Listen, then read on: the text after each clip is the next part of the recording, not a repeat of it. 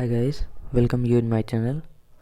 आज मैं आप सभी लोगों के लिए वर्ल्ड मैप की क्लास लेकर आया हूँ, जिसमें कि आज हम लोग अपने मिडिल ईस्ट एशिया के कंट्रीज़ के बारे में ब्रीफ में जानेंगे। तो चलिए शुरू करते हैं। आज की हम शुरुआत अपने पिछले क्वेश्चंस से करेंगे। जैसा कि हम लोग देख रहे हैं कि हमारा पहला क्वेश्चन है ईस्टर्न मोस्ट मैनचेस्टर सिटी। जैसा कि मैंने पहले ही बताया था कि मैनचेस्टर जहाँ पर टेक्सटाइल मिल ज़्यादा होती हैं, कपड़े बनाने की मशीन, हैंडलूम्स, ये सब जितनी भी मशीनें जहाँ पर ज़्यादा होती, जहाँ पर कपड़ा का उद्योग ज़्यादा होता है, उस सिटी को हम लोग मैनचेस्टर सिटी बोल देते हैं। या पर्टिकुलर कभी कभी पूरी कंट्री का ही वो मैनचेस्टर हो जाता है। जैसे इंडिया का मैनचेस्टर है अहमदाबाद, लेकिन अगर नॉर्दर्न इंडिया की बात करें तो कानपुर आ जाता है। तो उसी हिसाब से हम ईस्टर्न मोस्ट मैनचेस्टर सिटी जानेंगे यहाँ पर, तो जिसको कि ओसाका सिटी है, कहाँ पर, जापान की। और ये किस आइलैंड ग्रुप में पड़ती है? ये जापान के होन्शु आइलैंड ग्रुप में आती है। होन्शु आइलैंड ग्रुप, ये आपको मैंने पिछले वीडियो में बताए थे कि जापान को 4 मेजर आइलैंड ग्रुप में डिवाइड कर दिया गया था, जिसमें कि एक होन्शु था। ये लार्जेस्ट आइलैंड ग्रुप है जापान का। इसी का एक सिटी ओसाका है, जो कि ईस्टर्न मोस्ट मैनचेस्टर सिटी है। चलते हैं आगे की ओर। हमारा नेक्स्ट क्वेश्चन है name any 2 buffer country of Asia. हमें एशिया की 2 बफर कंट्री के बारे में बताना है। जैसा कि मैंने पिछली क्लास में बफर कंट्री के बारे में बता दिया था, आप पिछली वीडियो हमारी देख सकते हैं। तो हम यहाँ पर एग्जांपल देंगे बफर कंट्री का। First one is Nepal and second one is Mongolia. तो हमारा जो सेकंड वन है वो मंगोलिया है। मंगोलिया के बारे में मैंने एक और फैक्ट बताया था, ये वर्ल्ड का सेकंड लार्जेस्ट लैंडलॉक्ड कंट्री है। फर्स्ट कौन है ये आप लोगों को कमेंट करके बताना है। हमारा थर्ड क्वेश्चन है Kra canals project related to which country या कंट्री ग्रुप्स। तो जैसा कि मैंने बताया था, क्रा कैनाल ये थाईलैंड बना रहा था अपने को स्विट्ज़रलैंड के कंपैरिजन में डेवलप्ड करने के लिए, क्योंकि कोई भी कंट्री का शिप अगर साउथ चाइना सी से इंडियन ओशन में अगर जाता है तो उसको स्टेट ऑफ मलक्का से होके जाना पड़ता है। अब स्टेट ऑफ मलक्का की से घूम कर जाना पड़ता है, जिसकी वजह से उनका बहुत ही लॉस होता है पेट्रोल का। अगर ये करा कैनाल प्रोजेक्ट अगर सक्सेस हो जाता या बन जाता तो उनका बहुत ही फ्यूल सेव होता, एनर्जी सेव होती और समय भी बचता उन लोगों का। बट ये क्यों रोक दिया गया, इस प्रोजेक्ट पर क्यों बैन लगा दिया गया? कुछ इन्वायरमेंटल इश्यूज़ के चलते क्रा कैनाल्स पर बैन लगा दिया। ये कहाँ का है? थाईलैंड का। तो चलिए आज की हम शुरुआत अपने मिडिल ईस्ट एशिया कंट्री से करते हैं। जैसा कि मैंने पहले बताया था, मिडिल ईस्ट एशिया कंट्री का सबसे नॉर्दर्न कंट्री, सबसे टॉप में बताया था मैंने, टर्की। अब तुर्की जैसे ही मैंने बताया, तो तुर्की को 2 पार्ट में डिवाइड कर दिया गया है। एक ईस्टर्न टर्की है, ये वेस्टर्न टर्की।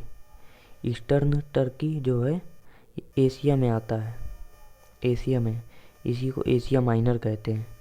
और वेस्टर्न टर्की है, ये यूरोप में आता है, इसको यूरोपियन टर्की के नाम से जानते हैं।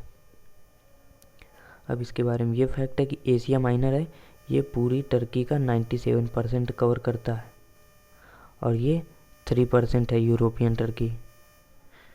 अब जो एशिया टर्की है या एशिया माइनर की कैपिटल है टर्की की, अंकारा है, जो कि यहाँ पर है, मिडिल में है लगभग एशिया माइनर के। और जो वेस्टर्न टर्की है या यूरोपियन टर्की, उसकी कैपिटल इस्तांबुल, जिसको पहले कुस्तुनतुनिया कहते थे। इस्तांबुल का पहले नाम कुस्तुनतुनिया था, अब इस्तांबुल है, जो कि इस साइड में।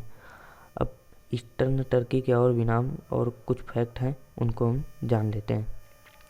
जैसा कि मैंने बता ही दिया कि टर्की को 2 पार्ट में डिवाइड किया गया, एक एशिया माइनर और यूरोपियन टर्की में। एशिया माइनर को एंटोलिया भी कहते हैं, ये आपको याद करते हुए चलना है अक्सर ये पूछा जाता है। एशिया माइनर को एंटोलिया कहते हैं और यूरोपियन टर्की को थ्रेस। अब ये तो बता ही दिया कि ये 3% कवर होता है, वो 97%। इसकी कैपिटल अंकारा, उसकी कैपिटल इस्तांबुल। अब जैसा कि आप लोग देख रहे होंगे, एशिया माइनर और थ्रेस ये एक जल संधि से जुड़े हुए हैं। जल संधि मतलब जहाँ से पानी के लिए बहुत ही पतला रास्ता होता है। और ये जो आपको दिख रहा है, ये वाटरी एरिया, ये मरमरा सागर है। और ये ऊपर का पूरा ब्लैक सागर है, ये काला सागर है। तो इन दोनों सागर को जो जल संधि जोड़ती है उसे हम लोग बॉस्फोरस जल संधि कहते हैं। तो चलिए हम लोग इसके बारे में देख लेते हैं। बॉस्फोरस जल संधि, Bosphorus strait which connect the Black Sea in the north and Marmara Sea in south. ये आप लोगों को मरमरा सी को, और जो कि साउथ में लोकेट है, और नॉर्थ में ब्लैक सी है, उसको जोड़ता है ये जल संधि। और मैंने पिछली क्लास में बताया था सुगारू स्टेट, जो कि होन्शु और होक्काइडो आइलैंड ग्रुप को जोड़ता है। ये आइलैंड ग्रुप कहाँ के हैं? ये जापान कंट्री के हैं। अब चलते हैं तुर्की के बाद मैंने सिप्रस बताया था।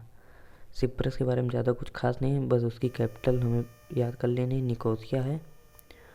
और ये भी याद कर लेना है कि सिप्रस कंट्री के सबसे अच्छे रिलेशन यूरोप से आते हैं। इसका यूरोप में सबसे अच्छा रिलेशन है। ये एशिया में होते हुए भी इसके रिलेशन यूरोप से जुड़े हुए हैं। ये यूरोप की कुछ ऑर्गेनाइजेशन उनका सदस्य भी है। तो बस हमें सिप्रस के बारे में बस इतना ही जानना है। अब चलते हैं आगे की ओर। सीरिया, जिसकी कैपिटल सिटी है दमिश्कस। सीरिया के बारे में हमें इतना जानना है कि इसकी कैपिटल सिटी और लार्जेस्ट सिटी भी दमिश्कस है। और यहाँ के जो प्रेसिडेंट हैं बशर अल असद है। और यहाँ पर डिक्टेटरशिप, तानाशाही शासन है, यहाँ पे लोकतंत्र नहीं है, डिक्टेटरशिप है। अब आपको इजराइल के बारे में जानना है। इजराइल, जिसकी कैपिटल सिटी जेरूसलम है। और यहाँ की लार्जेस्ट सिटी जो है वो तेल अवीव है। तो इजराइल की लार्जेस्ट सिटी आपको याद करना है, तेल अवीव। और इजराइल की कैपिटल सिटी जेरूसलम। इजराइल अभी रिसेंट में ही डेवलप्ड हुआ है, रिसेंट के कुछ सालों में। इजराइल फिलिस्तीन को ब्रेक करके वहाँ पर अपना डोमिनियन स्टेटस शो कर रहा है। और वहाँ पर अभी लगभग 70% इजराइल कवर कर लिया है, लगभग 70% एरिया।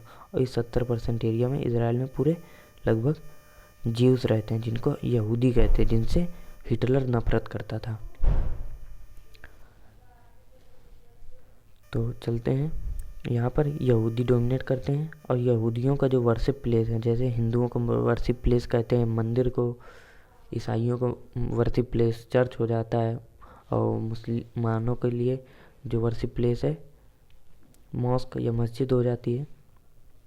वैसे यहूदियों के लिए वर्शिप प्लेस सिनेगॉज है, ठीक है।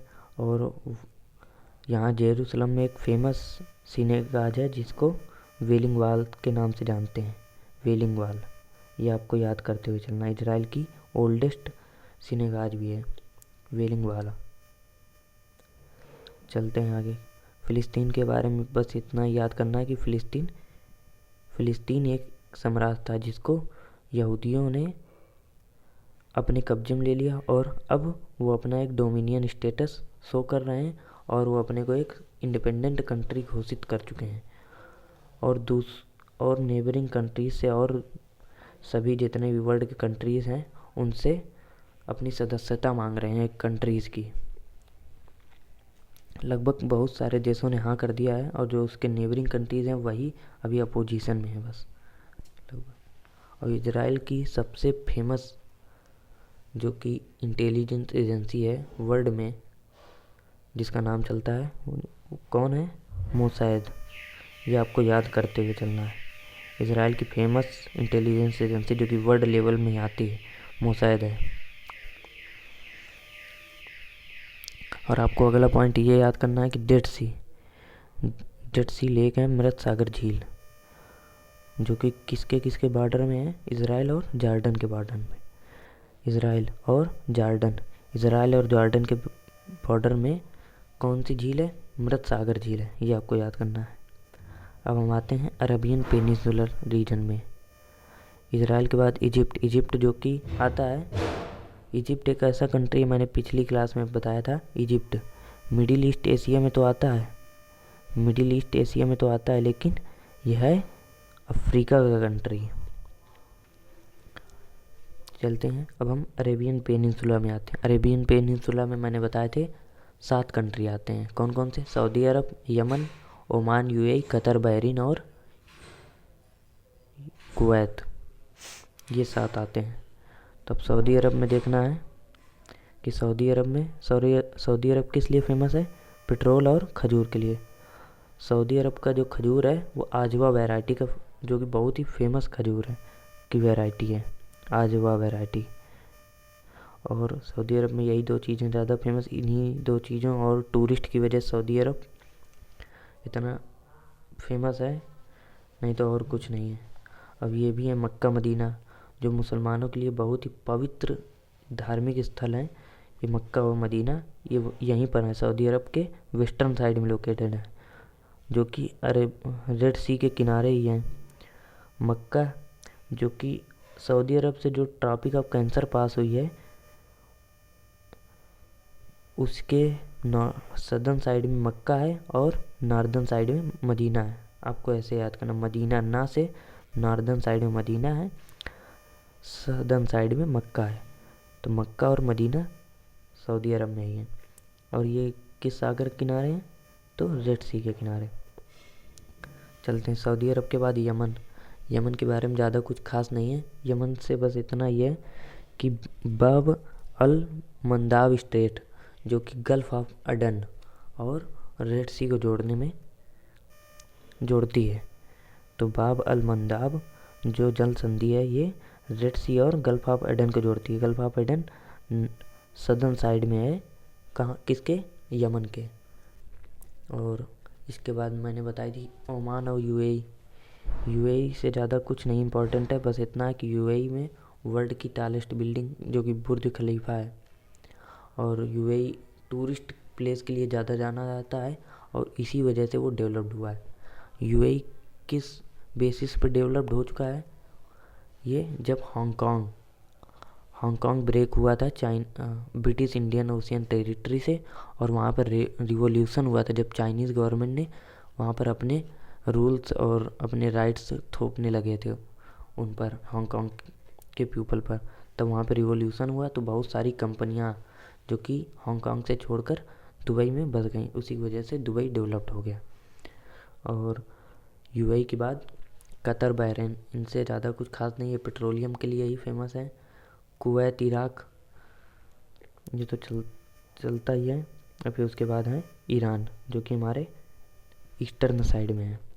ये 17 कंट्रीज़ थे मिडिल ईस्ट एशिया में, इनसे और किसी से ज़्यादा नहीं पूछा जाता, यही जितने इम्पोर्टेंट थे ये सब मैंने कवर कर दिए हैं। चलते हैं थोड़ा मैप से हम लोग थोड़ा देख लेते हैं तुर्की के बारे में। तुर्की की ये जो कैपिटल है अंकारा है, जो कि लगभग मिडिल में है। और तुर्की को जो एशिया माइनर तुर्की, इसको एंटोलिया कहते थे, जैसे कि मैंने पहले बता दिया, इसको थ्रेस कहते हैं। और इसकी जो थ्रेस की कैपिटल है इस्तांबुल, ये देखिए नीचे एकदम लोकेटेड है। और ये जो सागर है ये सी ऑफ मरमरा है, ये ऊपर ब्लैक सी है। और ये देखिए ये जो जल संधि है इन दोनों को जोड़ रही है, सी ऑफ मरमरा को, ब्लैक सी को, बास्फोरस जल संधि है। और ये तुर्की के नीचे ये छोटा सा देश है सिप्रस, जो कि एक तरीके से क्या है, इसको क्या कहेंगे, आइलैंड है, जो कि कवर्ड है ना पूरी तरीके से वाटर से। और इसकी कैपिटल क्या है, निकोसिया। और फिर उसके बाद आ जाते हैं आपके सीरिया, लेबनान, इजराइल, फ़िलिस्तीन।